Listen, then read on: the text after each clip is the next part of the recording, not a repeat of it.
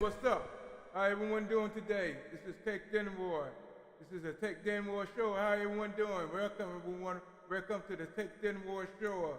The hottest technology out here, everyone. Hello everyone. Hello. Happy Friday night, everyone. Happy Friday night.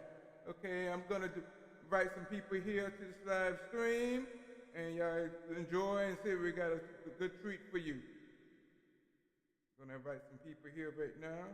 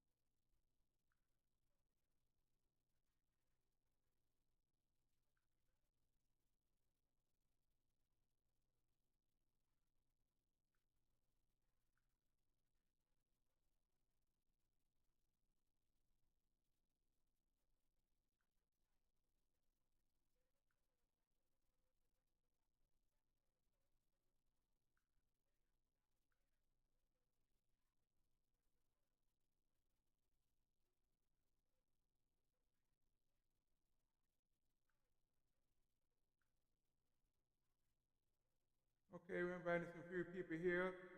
We are doing a what is my live stream is about. It's all about technology from entry level user to advanced.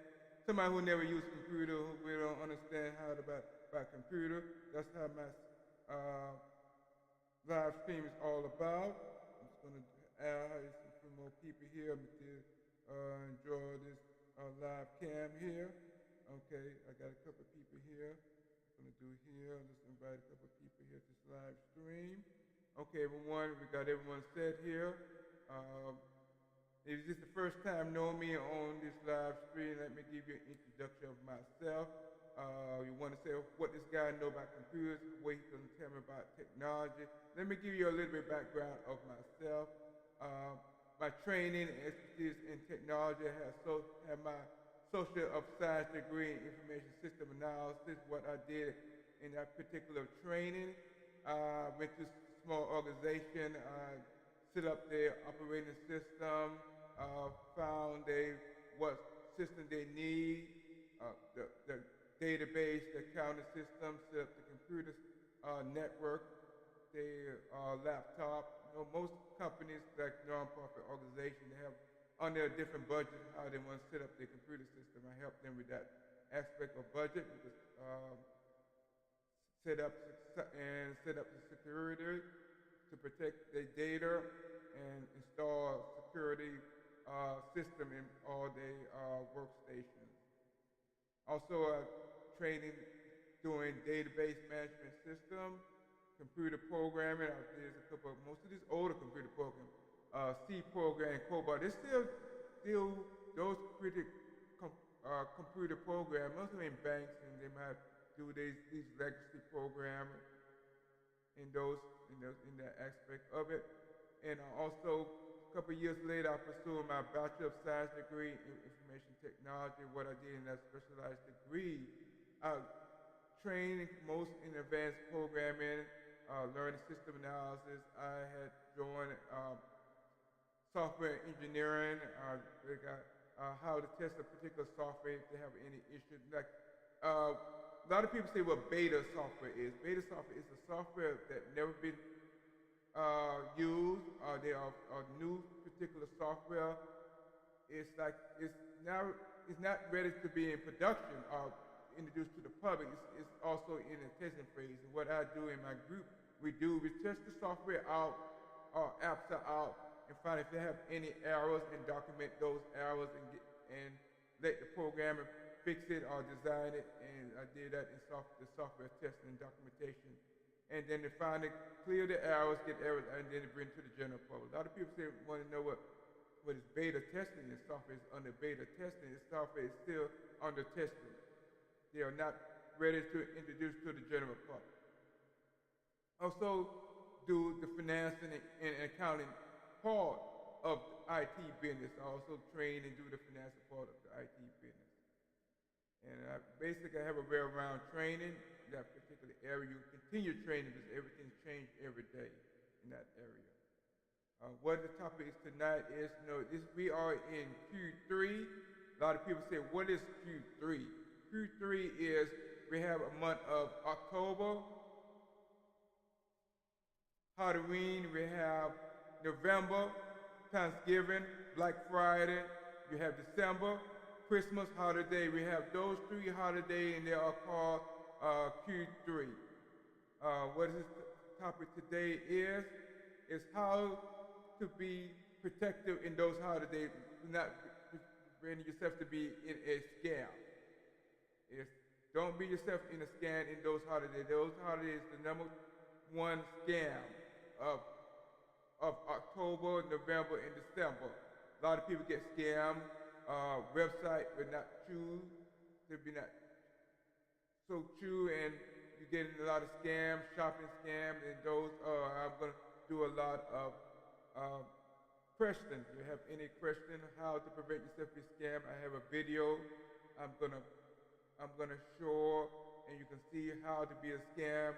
One video I have on my site is the Zillow Pay Yourself scam, how to prevent yourself from being a scam. I did some video about cybersecurity. We have the month of November come in, cybersecurity being smart. After Thanksgiving holiday, you have a lot of messages during the holiday is how to spot text message scam. I have a video of those here, and you know what? Holiday season, you have gadgets coming out. You have different gadgets. You have Black Friday. I'll show you a little picture of it.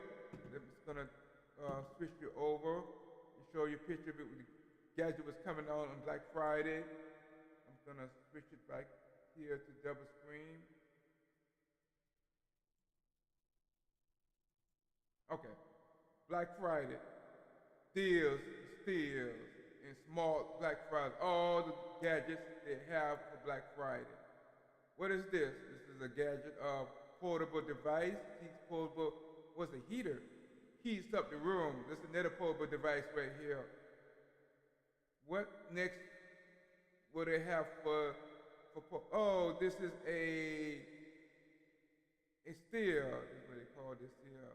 This is a drone, a flying drone. What they have next here? Something to clean the toilet, the face basin. So many gadgets coming out there now. What is this now? This is electric bill bioanalysis. This is a sample trick that cut your electric bill. This have all kind of scams. This is, like I said, this have all these kind of scams come out. You'll be watched out for. What is this gadget? Tesla Inspire, waterproof, windproof electronic lighter. See it here, guys. You see it? See it here? All this kind of gadget. What's the next gadget we have here? Get Survivor lighter. Today, a Survivor lighter. Language, foreigners, anyone.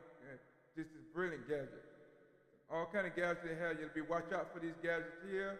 What is this? A widget, phone widget, sleep connection, wrist gadget that snores.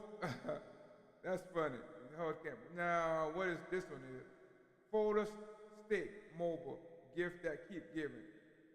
Gadget. What is this? This is another drone. This is still airplane. This is an airplane here. This is something about your feet or something here. This looks interesting. Wood-wise mini chainsaw. This looks pretty interesting. This can cut the ultimate tool for outdoor tourism. That might be pretty interesting. Wood-wise mini chainsaw. That looks pretty interesting right there. Gadget was coming out. What is the sleep guy? Sleep sure person to sleep here. Pillar. Number 12, sure sleep mask. What you have here now? You have some hair, breathing, insulin. It's all kind of stuff. It's joke. 14, husky knife. Japanese shelf cutting knife. What we have here? Air motor. This is one-click pump inflator tire. Gadget. This is is a sleep aid. This is a get cheer pill, communicate with people all over the world. Another gadget, Miracle Sheet. Literally cleans sheets, even invented. Gadget, these have most stuff here, auto vacuum cleaners, stuff. Do I say, be careful, be careful, be careful. This is the old one here, guard light. So much gadgets out there, Gadget all over. Now, these 3 months, you gotta be careful, stop being a victim of cybersecurity attacks. I have a training video right on here where I play. You know, we have Zeta scan, how to prevent yourself from being a skitter. Just switch over and show you, change some of these videos. Okay, just maybe I can get this one playing here.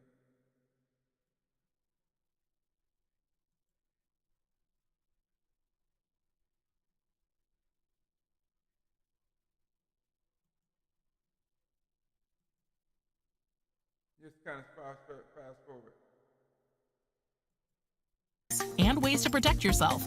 Visit Zellpay.com/payitsafe. The best way to avoid scams is to know what.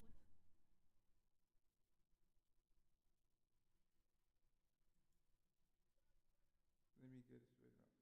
Okay, let me force forward back right here. On that, and also this. Okay, let me fast forward here.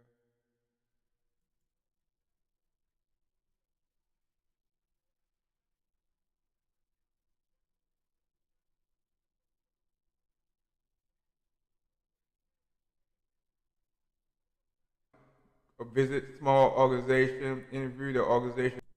Okay, that's it right there. .com/payitsafe. The best way to avoid scams is to know what.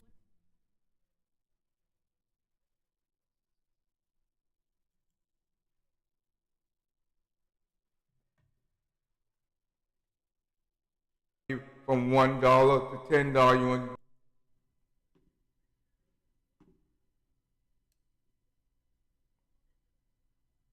Yes, a lot of people doing online banking.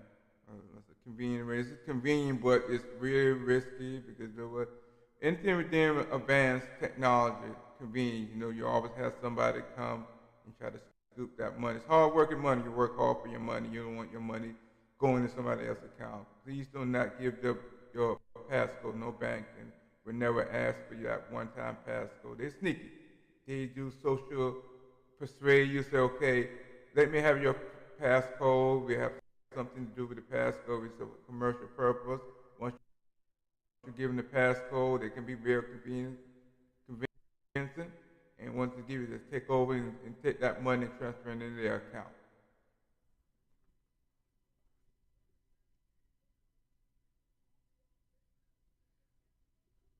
Okay, I'm going to do a commercial hours here. I'm going to get some bill and pay some bills. Okay, that one's the commercial right there of Zeta. Okay, it's good. Number 1 is going to be the text message scam. And we're going to speed that up right there.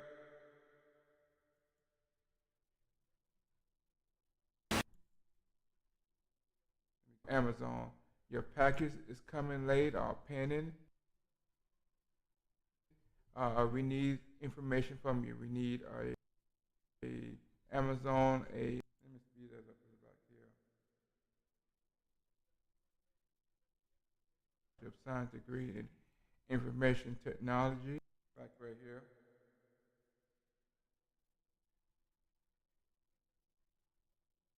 Might have win a huge lot of money and think they have win it, and it's really a scam. I saw her on the news. This lady had, they say text message says she won about a couple $1 million, and what she have to do is to give them some money just to get that check in to her, and that was really a scam. She's really out of her money.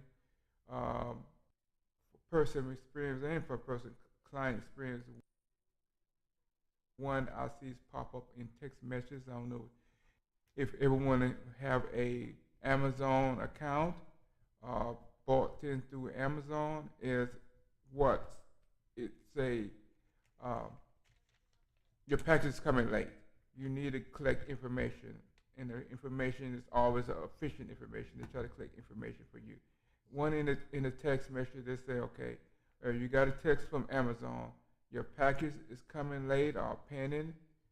We need information from you. We need a customer account number. And in this situation, you know, Amazon really do not actually text me you saying your package is coming late. We need to click on this information. We need to click more information. That's called efficient. Your user account, or your customer account. And once you give them the customer account, it's like they take over your whole account. I had talked on my live stream, like you have your account, if it's a banking account or Netflix account, or any really personal sensitive account, especially if it's Amazon account, that prevent that. Have a two-way authentication, what a lot of people know is a two-way authentication.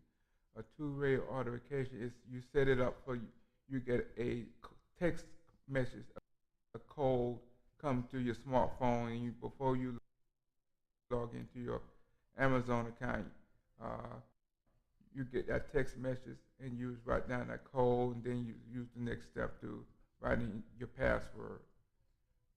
And that one of the text message scam you have to look out for. I know good feeling if you get these messages, just delete it. Delete these messages. Or when this message talking about you win a big prize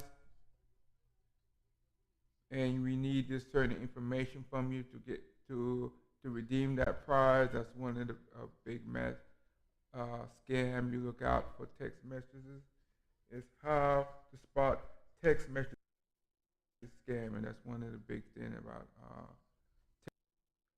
text message scam. If there's any prize or anything dealing with information, it's always sufficient information overall. But one thing about the holidays is really good, but what happened is breed a lot of scam, and that's the reason the high percentage of scam is in this holiday, Christmas holiday. It's a lot of scam. It's both text message scam, and that's one of the mess, because you want to unlock. I have discussed in my previous ad about email scams, what to look out for email scams. And even with my text messages I had previous, you have the big three. You have Amazon, you have Microsoft, and you have Apple. You know, you're never going to get information from them. If you do get information from them, just ignore and delete it. They will never send you an email message. These big companies, they will never send you an email message to try to fish you or try to get information from you. I mean, if you see these information, just delete them. Even in text message, you just actually delete them. This obviously save a lot of trouble. I know a lot of people got a lot of scams this holiday season. A lot of people is getting a scam and they're getting their money ripped off, and this is the holiday for breeding ground for people who are thieves, cyber thieves. This is a breeding ground for them. I try to work on give people my knowledge, give people advice to stay away, how to avoid this situation. So you end up to be a victim to a lot of people I've heard on news.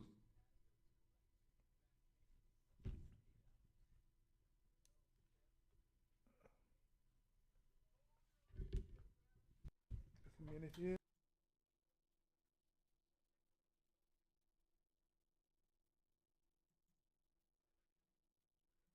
Okay, one. That's just a text message scam right there. Tech Denver, talk with Tech Denver. Click that link. Okay, now we have cybersecurity, being smart cybersecurity. We're going for that right there. I'm gonna try to put that video. Let me see if I can get it here. Okay, this is a And then good. finally, many of us have old electronics logged. Okay.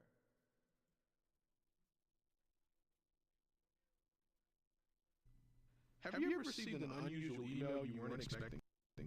Click here to download this survey, or your bank account's been frozen. Click here to log in. If so, you may have been phished.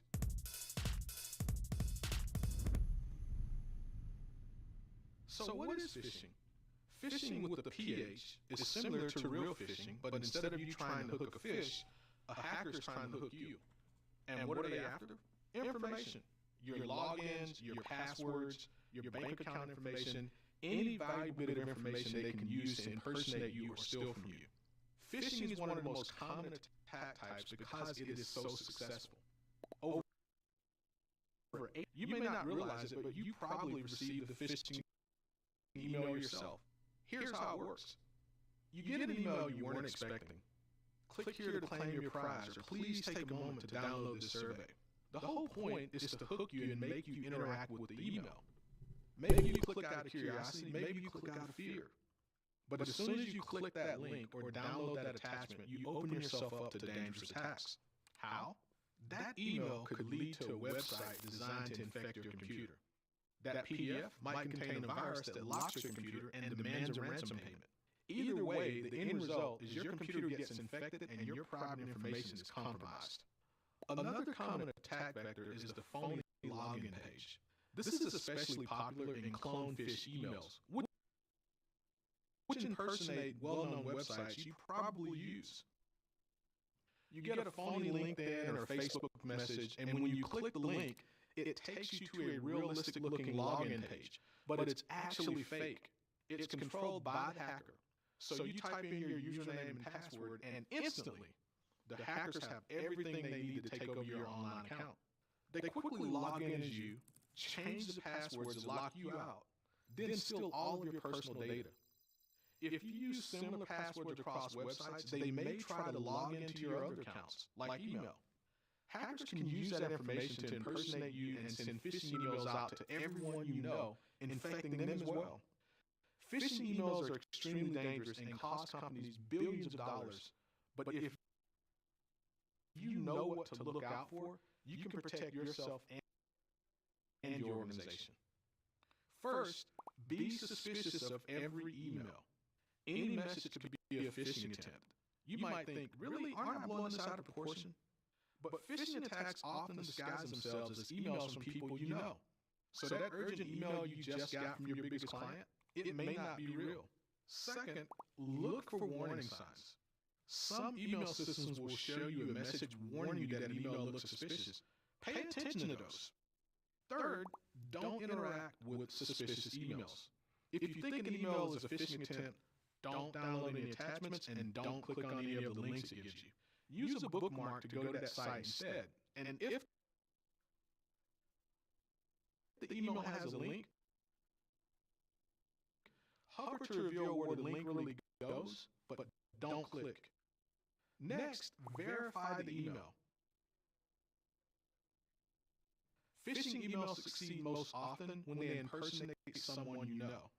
So if you receive an email that you weren't expecting or one that feels unusual, contact the person. Verify that the email is real. Just don't use any verification methods within the email itself. And finally, report the email. If you think an email is phishing, report it to your security team or IT department immediately. They will take action and make sure that the email doesn't harm anyone else. Phishing attacks are extremely common and very effective. Never take a message at face value, especially if that message seems unusual. Being cautious and using your common sense is the best way to make sure you don't get phished.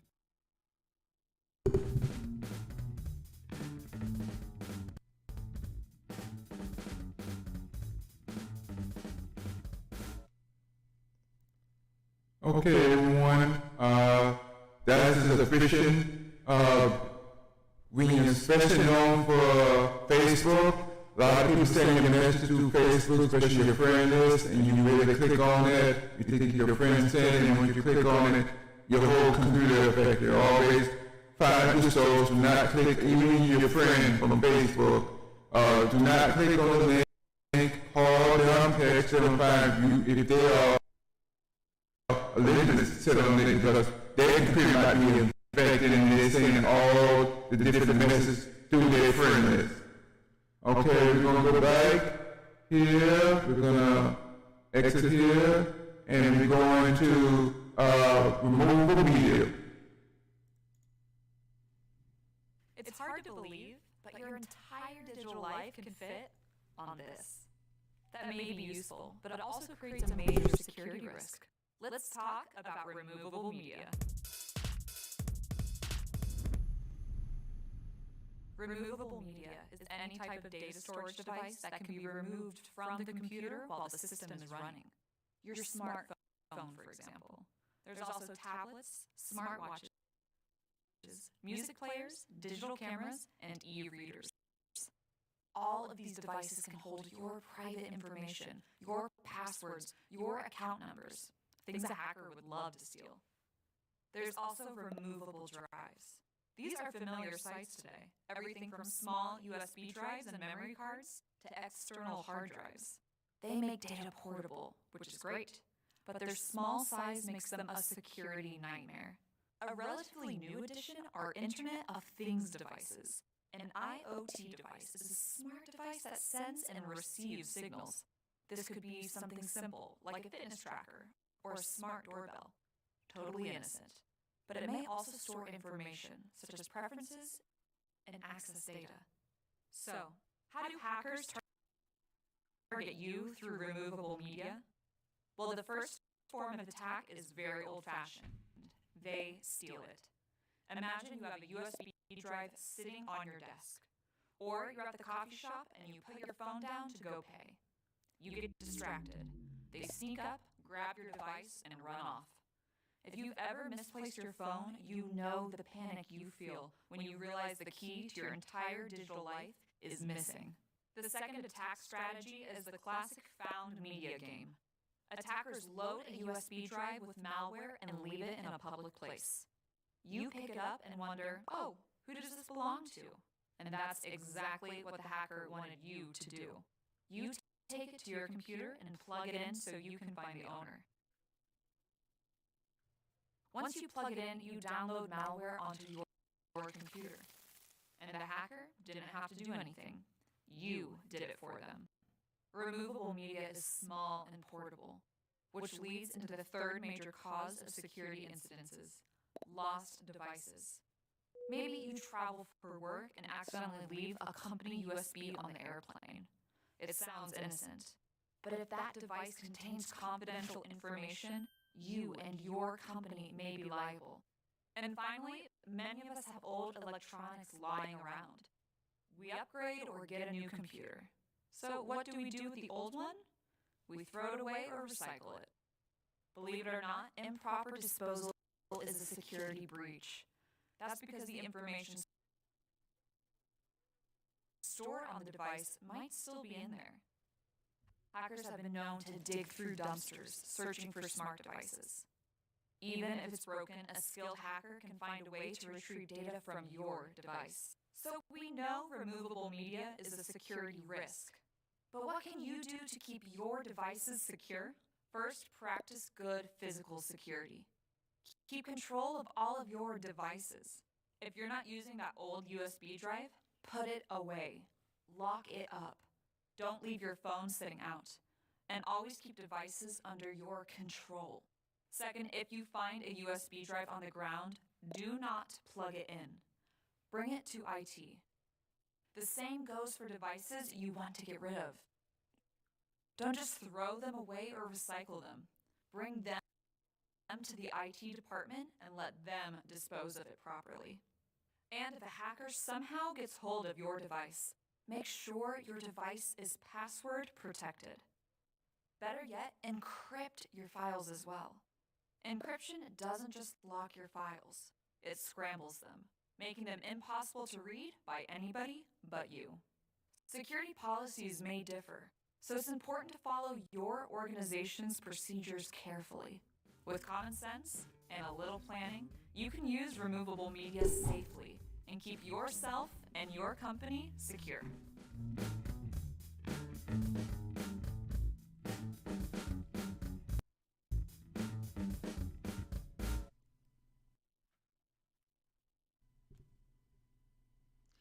Hello, everyone. Yes, I have a lot of clients. They have their own desktops, and they throw it away. They throw away the desktop, the unit, and most of the valuable thing on the computer is the data. Once they take that data, they can scramble it, figure out what it is. When you always have a old PC unit, always bring it to a recycle place every day and recycle it. Do not throw away your old device in the trash, because another man trash, another man treasure. They can really hack into it, that data, that particular hard drive, and steal your information. This is going to be another video here I'm going to play.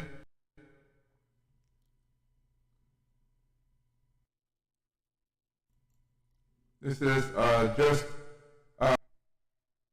safe surfing. You're surfing the internet and be safe. And this is going to be a video of how to be safely browsing through the web.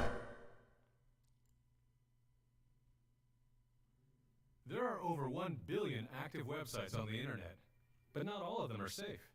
Click the wrong link and you could find your computer infected with malware. But how do you know which links are safe? How do you avoid falling victim to malware or a phishing attack? Let's talk about safe web browsing.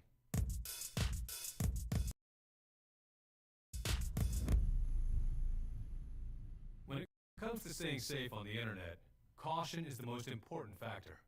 The first step for safe web browsing is to avoid clicking email links whenever possible. Why? Links can be dangerous if they lead to malware-infested websites, or when they trigger downloads of dangerous files. People tend to click on links without checking where those links really go. That means they open themselves up to attacks. And just because the link says it's your work email login, that doesn't mean it actually goes there. Hackers can make that link say anything they want. To see where the link really goes, hover your cursor over the link, but don't click. This will show the URL where the link actually goes. If you don't recognize it, don't click it. Next, watch out for malicious websites. Hackers often set up realistic-looking websites with URLs that are similar to real ones, but with small spelling differences. The website looks so authentic that they hope you don't notice the URL is wrong. You log in, and hackers now have access to your entire digital life. The safest thing to do is type the real URL in the address bar yourself, and use bookmarks for sites you visit frequently. These extra steps sound like they make web browsing difficult, but they really don't. Once you get in the habit of verifying links and using bookmarks, surfing the web becomes much safer. Next, be wary of the top search result. Most people use a search engine multiple times a day, and hackers know that. Those hackers abuse search engine optimization techniques to move their dangerous sites to the top of the search results. This makes people more likely to click on them. When you use a search engine, scrutinize the results carefully. Don't automatically click on the first option you see.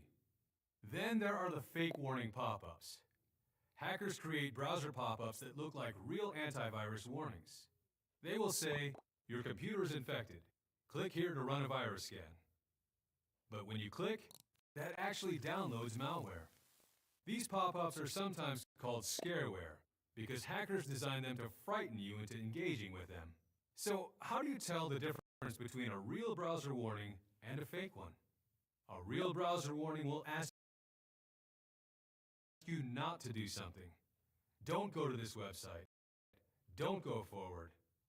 A fake warning will ask you to do something. Click this link. Download this update. If you think a warning is fake, close the pop-up, then run a virus scan. If the browser warning is real, then pay attention and do not visit the website. Another trick is the fake update notification. These warnings typically ask you to download something or provide login information. Fake update notifications can be tricky to spot. To ensure that you aren't fooled, enable automatic updates. That will ensure that real updates download automatically, making fake update notifications more obvious. Don't install any toolbars, plugins, or add-ons unless they are approved by your organization. Even if they are legitimate, they may offer hackers a way into your system. And don't use HTTP to access or transmit sensitive information. Make sure your connections use HTTPS. The S stands for secure. HTTPS encrypts your browser connection, making it more difficult for hackers to steal your data. HTTPS connections can be identified by the lock icon next to the URL. No matter what precautions you take, accidents happen. If you suffer a malware infection or security breach, or if you think you're being targeted, here's what you should do. First, keep calm. This is an important tip for any cybersecurity situation. Attackers want their targets to act quickly and carelessly, because careless targets are more likely to make mistakes that attackers can exploit. Next, go offline. Prevent any further attacks or downloads while dealing with the existing problem. Follow this up by running a virus scan. Then, report it to your IT department immediately. Explain everything that happened, and don't try to fix it yourself. Concealing the incident will just make the problem worse. The web is a jungle, and some pretty unfriendly things live in it. But common sense and caution are the best way to keep yourself and your data safe.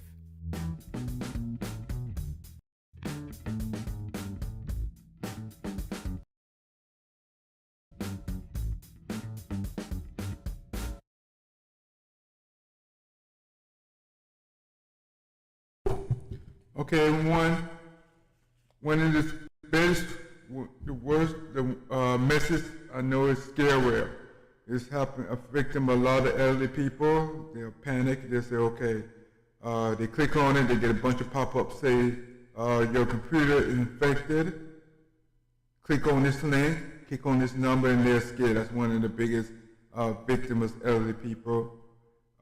People who's not educated in technology, education in computers, and the scareware really is when you click on a number, you get the 800 number, and it asks for all this information and your credit card, and boom, they take your credit card information from you, and you're a victim of identity theft. One of the biggest one is scareware. They are scaring you, say you're affected. Click on this link, call this number, and then ask if to control your computer. You give them your Social Security number, and that's it. They take over your data. They got your Social Security number. You're a victim. These are videos that really make you be smart in cybersecurity. As I'm sharing these videos to everyone, to all my viewers who are watching this stream. The next one is going to be password. A lot of people using the same password for all their accounts. Then I have the same password for Facebook, Twitch, Snapchat, all the social media. But once they hack into one social media with one password, they can go through all the social media. But some people have the same password for all social media. This is a video about password security.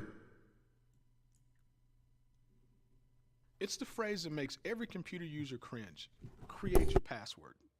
We all have dozens of accounts, each one requiring its own password. It's easy to understand why people use the shortest password possible, or reuse the same password for every account. These shortcuts may be convenient, but they are very risky, and they make it much more likely that you will get hacked. Let's talk about password security.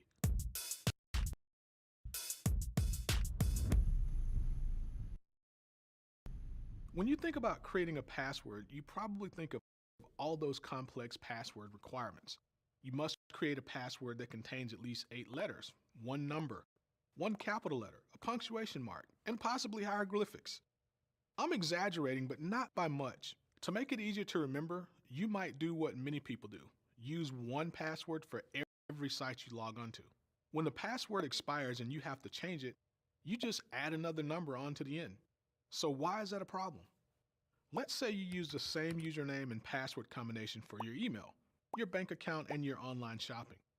You practice good security habits, you keep your password secure, so you're safe, right?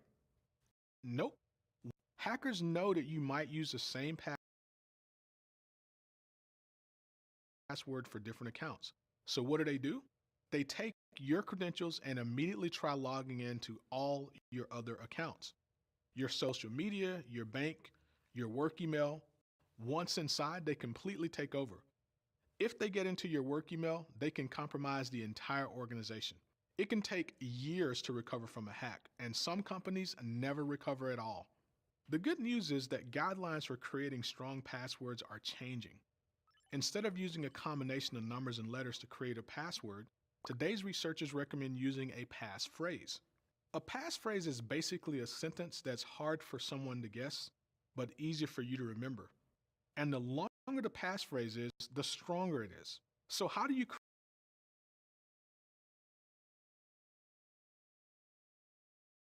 create a long, strong passphrase? First, start with a single strong word or phrase. Try to pick something that's memorable to you personally, but doesn't contain sensitive information. Your name is sensitive information.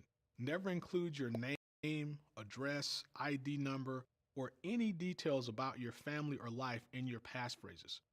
Good choices include favorite sayings, funny phrases, or references to something you like. Second, add to it. Let's look at an example.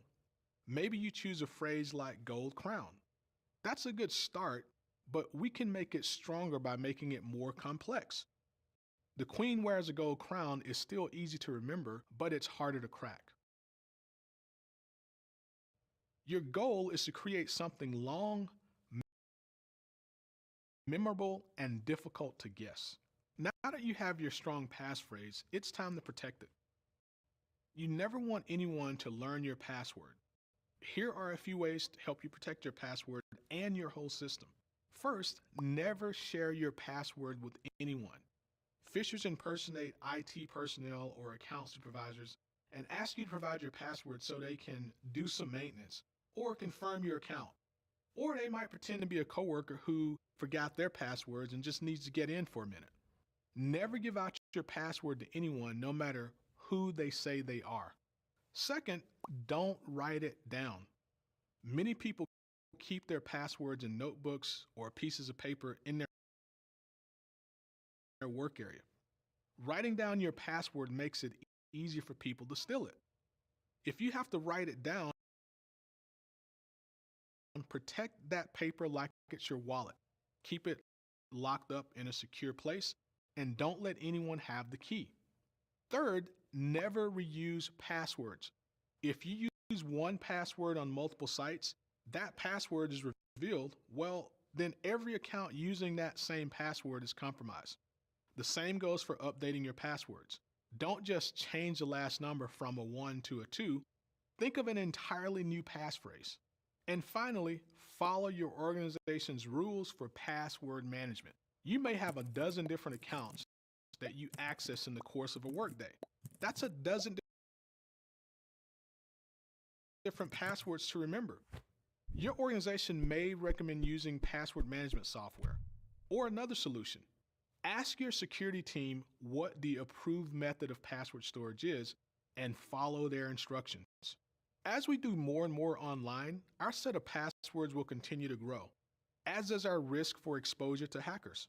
But if you use long passphrases and don't reuse them across accounts, you can greatly reduce your risk and help keep your accounts safe.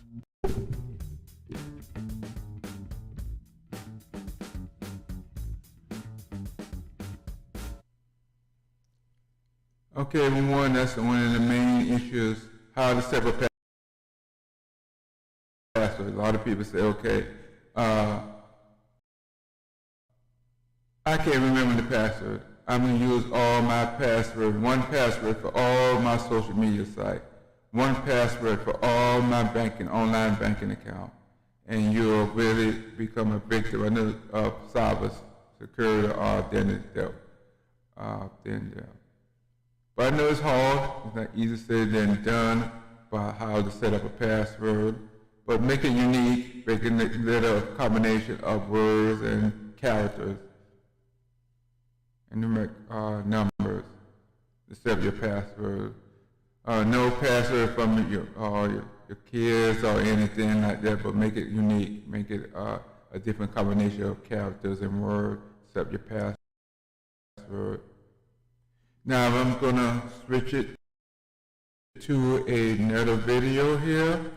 And this video is for people who's working remotely. I know with pandemic, everybody was working remotely, and this is a video to show you how to be careful when you're still working remotely on your working from home.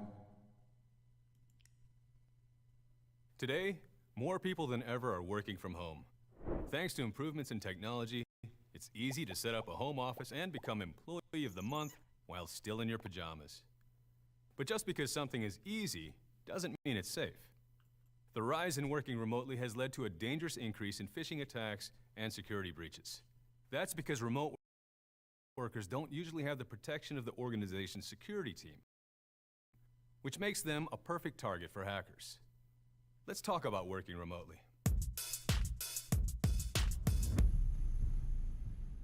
Wherever your workspace is, it needs to be secured. If you have a dedicated room for your office, lock the door. Locking your home office keeps out intruders, as well as children, friends, and family pets who like to cause trouble. If you don't have a whole room, you can still set up a secure workspace. Try to work in the same spot and, if possible, limit other people's access to that area. When not in use, lock out papers and removable media, such as USB drives. Always use lock screens on your computers and other devices. If you have to step away from your computer, even for a few seconds, lock the screen. Whether it's an intruder or a curious child, you don't want anyone accessing your files. If possible, keep your work and personal devices separate. Don't log into work on your personal smartphone. Don't do personal shopping on your work computer. If you have to use the same device for both, then try to keep your accounts and your data separate. By keeping them separate, you'll help protect sensitive information. Even if you have a work computer, the rest of your office equipment is probably yours. Your router, your printer, your scanner. That means it's up to you to keep them secure and up to date. How? Never use the default passwords that come with your devices. Hackers check for that. Change the passwords as soon as you plug it in. Next, keep your software and antivirus up to date. Enable automatic updates. If you have an IoT device like a smart speaker, not in use. When you're ready to throw something away, discard it properly. Hackers are known to go through trash cans looking for confidential data. Papers, e-media, and even computer devices must be disposed of securely. When it comes to working remotely, one of the most important things is a safe, stable internet connection. If a stranger can access your network, that's a serious risk to you and any sensitive data you handle. So be sure to secure your network. Password protect your Wi-Fi. You should also use a VPN. VPN stands for Virtual Private Network. A VPN forms a secure tunnel between your machine and your work network, preventing data from being intercepted and stolen. Talk to your security team about getting a VPN set up on your device. And finally, follow all of your organization's policies for working remotely. Sticking to the approved policy will greatly reduce your risk of a cybersecurity incident. Whether you're home for one day or all year, working remotely presents its own challenges. You might have to deal with malware, stolen data, or even pets walking on your keyboard. But don't let the challenges stop you.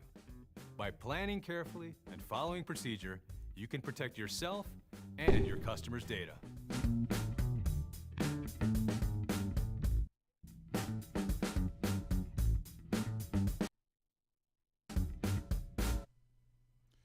That's one of the biggest issues of working remotely, especially if you have your laptop, these mobile devices. If you have a lot of people say that they was working at a store, working at the mall, and they end up losing their mobile devices, and is a company mobile laptop, and that's a really scary experience on that there. Okay, that was the video on working remotely. I'm gonna exit there. We go on to the actual physical office building. How to protect the servers. Access point. Access point is what a computer, access point is protecting both the mobile server, is an access point software to protect the mobile computer, anything with mobile devices, the smartphones were connected to the company server. But this is the physical security at a physical location.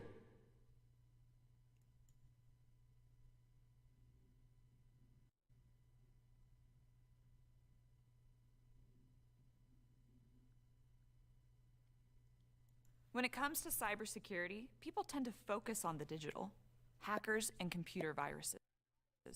But no antivirus can stop a thief from walking into your workspace and stealing your computer. Let's talk about physical security. Physical security means keeping unauthorized people out of your workspace. That could be your cubicle, home office, hotel room, wherever you work. It also means keeping your devices safe.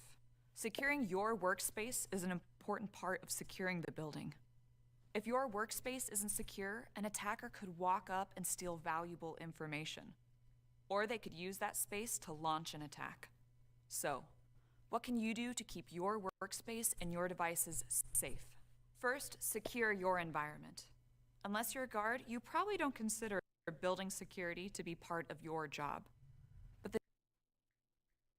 the truth is that every employee is part of protecting the building and the organization. Building access is restricted for a reason.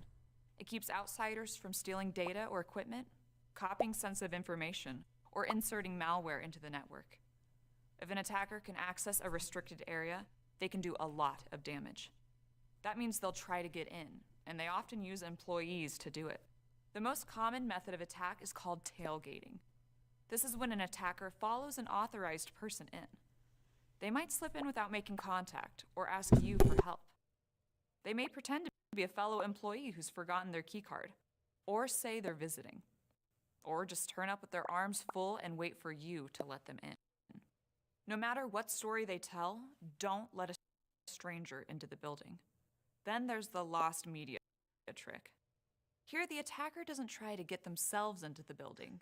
Instead, they leave something nearby, typically a removable drive loaded with malware. You pick it up and wonder, oh, who does this belong to? And that's exactly what the hacker wanted you to do. You take it to your computer and plug it in so you can find the owner.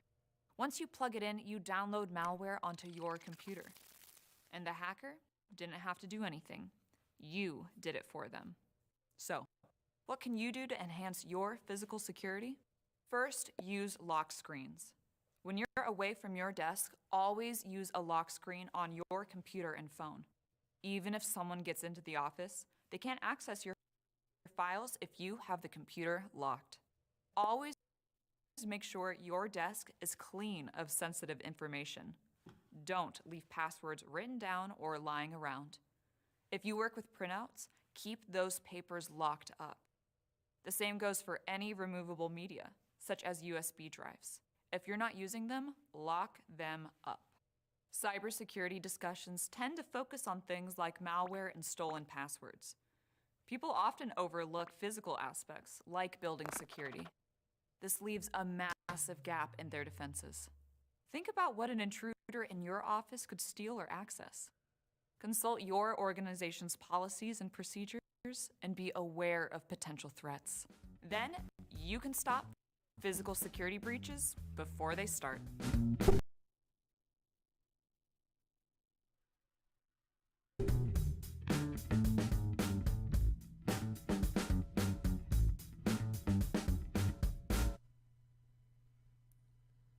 Okay, one, physical security at a organization, okay. It's scary. I never see nothing happen like that. Actually, somebody a stranger come right behind you with a box in it, but I know it happened. Somebody dropped a USB drive and somebody, employee pick it up and say, okay, let me find the owner, or they want to be curious and say, okay, let me find what's in that USB drive, and when they put that USB drive into the USB port, then it opened up a lot of individual computer or your work computer. Let somebody who's knowledgeable check it out, find what's going on with that drive, who's that driver, because he might be a trap with malware.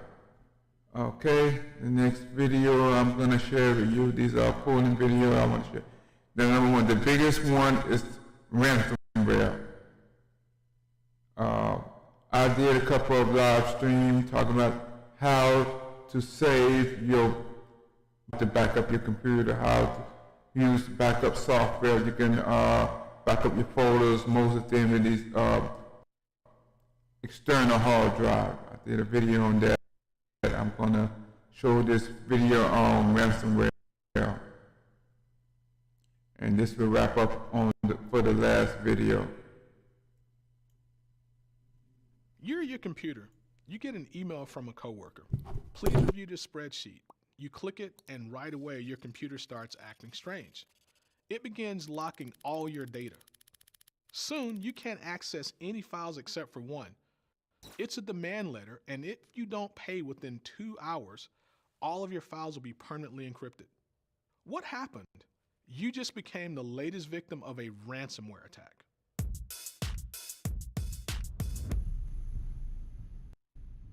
Ransomware is a very destructive form of malware because it doesn't just steal your information, it also locks you out of your own files. It demands that you pay to regain access to your data. If you pay, do you get access to your files? Sometimes, but not always. Ransomware typically targets businesses who are more willing to pay a lot of money to get their files back. Common targets are government agencies, hospitals, and banks. Organizations that rely on confidential data and absolutely cannot afford to lose it. Ransomware is expected to cost companies $75 billion per year, and the number of attacks is growing. So how does ransomware get into your computer? The most common attack type is phishing emails. The attacker sends you an email with a link or attachment. When you click that link or download the attachment, it automatically launches the ransomware. It encrypts all of your files except for a ransom demand. It usually requests payment through an untraceable method like Bitcoin. Ransomware is highly infectious and spreads easily across computer networks. Even if you don't open the infected attachment, someone else on the network might. Ransomware hackers are hoping for a big payout, so they want to infect as many of your organization's computers as possible. All it takes is one breach for every machine on the network to be at risk. When you're talking about ransomware, one question comes up over and over again. Should you pay the ransom?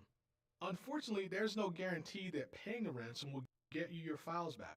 You're likely to end up losing both your money and your data. This is why, unless there's absolutely no other option, you should not pay. But if you don't pay the ransom, how do you get your files back? Most times you don't. That's why it's important to focus on prevention.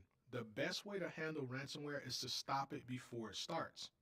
First, you should always maintain current backups. All important files should be backed up regularly. The backups shouldn't be on the same network as your computer. That way, if a ransomware attack hits, those backups can't get infected and your computer can be restored without losing too much progress. Second, be suspicious of every email. Hackers try to trick you into downloading ransomware, so be alert. Don't automatically trust an email, especially one you weren't expecting. You should also run an organization-approved antivirus program. If it gives you a warning, Pay attention and don't open the suspicious email. You should also enable automatic updates so your computer has the most current antivirus software. But before you change anything on your computer, check with your IT department. Make sure you follow approved policies and procedures. Ransomware is incredibly dangerous and destructive, but if you use common sense and follow these procedures, you can keep yourself and your organization safe.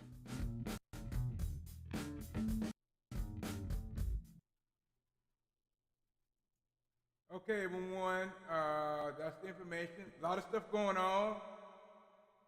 We have a lot of much stuff going on in the month of October, November, December. Ransomware, tell you protect yourself with a external hard drive. This is one of the external hard drives right here. Protect yourself with these external hard drives. Keep your valuable information, your pictures in this drive here. Prevent yourself from being a victim of ransomware. Pictures you have, wedding pictures you save on your computer. They will have it for ransom, and you might have to pay a ransom. To prevent those prices, have a backup hard drive of your picture. It might be your wedding pictures, your first child pictures. Have a copy of that backup on your external hard drive. I'm going to do a Q&A. If you have any question dealing with the video I say, or the question about how to prevent yourself from being a scam, like I showed a video of text message scam. We'll do a quick Q&A here.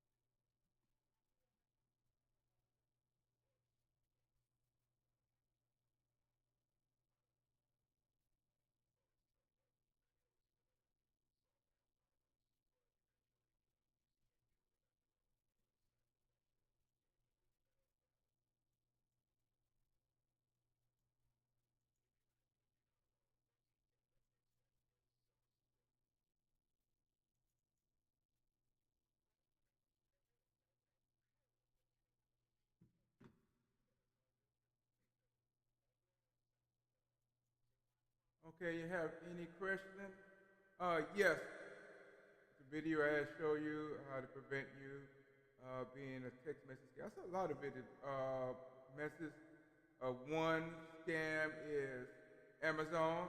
You know, they're finally the legitimate site. They say you have a package. UPS, you have a package delivery. It's not a package you have to deliver. I just heard they say they are Amazon. They call, say you got a package. It's just lost. You need information. That's gonna come up again. They are claiming, say they are Amazon. They are representing Amazon and about a package. It was happened last year. I think this holiday season you might have that kind of scam happen again. It's like the holiday season is like the breeding grounds of scams. The video I had showed you a different how work in the office environment, how to predict social engineering. Social engineer is information they try to grab from you by email, any information to get information from your workplace, your data or anything that's called social engineering. Okay, anyone have any questions? Don't be shy. I'm gonna open up this chat room right here. Let me get this chat room open up. If you have any direct question here, you can free to answer it. Also streaming on Facebook, What's Up, Google Chat. If you have any questions, or you can send some questions to me at TechGenroy at outlook.com. You want any question, want future question, want to ask me, you can ask me through that there. TechGenroy at outlook.com.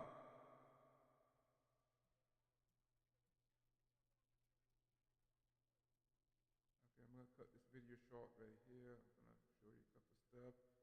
Okay, we're going to do, if you have any video, you can send that to my email, and I will answer any question in form right there. I'm going to do, okay, see what I can do here.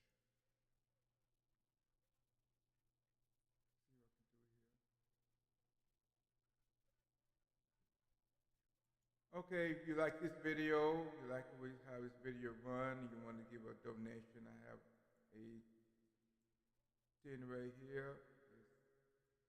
This is the link, but I'll show you how the platform is. Let's put here. You want to give a donation between $1, $3, $5, $10. You can just give me a donation to this link right here. Streamlab.com/TechGenroy/tip. You want to give a donation. You can give a donation for between $1, $3, $5. You do a one-time donation. Just put your name here. If you want to do a monthly, this really helped me out streaming, rise, advertising, and I'm also looking for sponsors for this my live stream. Looking for sponsors. You want to do a monthly subscription? You can do a monthly subscription right here, and you can do a monthly subscription here. This is one platform. I'm going to show you another platform if you want to give donation. But this one is streamlab.com/TechGenroy/tip. If you want to give a one-time donation, you can give a one-time donation. Oh, you want to give a monthly donation, you can give a monthly donation. You hit this here. I'm going to show you the website, the links them on a separate one. Let's maybe do give this one, you'll be more clear.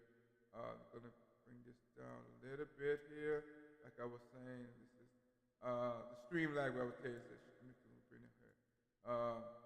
Streamlab.com, TechGenroy/tip. You're not feel comfortable in that particular platform, you can Cash App me. I will accept Cash App. It's $TechGenroy. You can give it to me. You can give a $1 tip, a $2 or $3 tip. Just suppose you like this stream, you like how this stream going. You want to give a one-time tip. You can just give me a Cash App to TechGenroy. And those videos you just saw this while ago, that's through my blog. That's at TechGenroyblogspot.com. Training videos, and those are all the training videos you want to listen to the rest of the training videos. Okay, those are all the information right there. I'm gonna wrap this up now. I know it's been a long. I really appreciate you who stick out and watch this whole video to entirely. Okay, I'm glad. Wish y'all everyone a happy weekend. Happy